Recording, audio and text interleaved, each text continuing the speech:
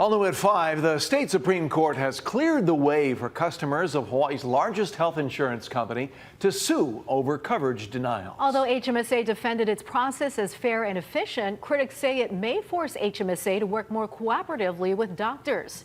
Daryl Huff is here now with new reaction tonight.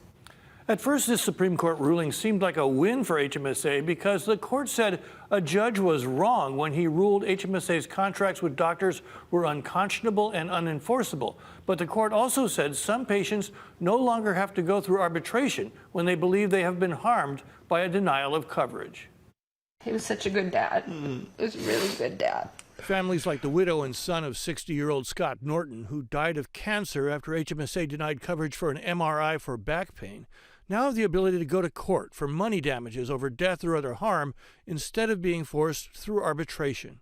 You know, that's groundbreaking in terms of the dynamic between the insurance company and individuals. At oral arguments in June over complaints from doctors and patients over HMSA's prior authorization process, HMSA argued that its system allows quick and efficient decisions about coverage and appeals, but the court ruled that HMSA's arbitration requirement didn't apply in several cases, writing that claims asserted by Norton, Dr. Nita as a patient, and patient Orsino may proceed to litigation.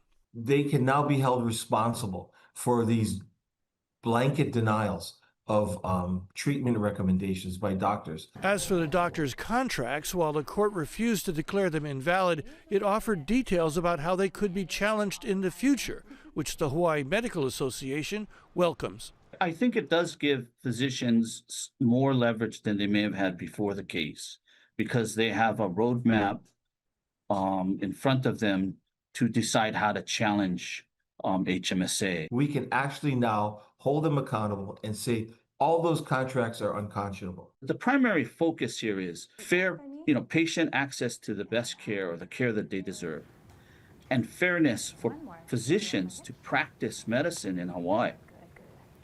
HMSA did not directly comment on the ruling, but has consistently defended its prior authorization process. There is also a state working group trying to bring doctors and insurers together to standardize the processes, but don't count on that to end the litigation.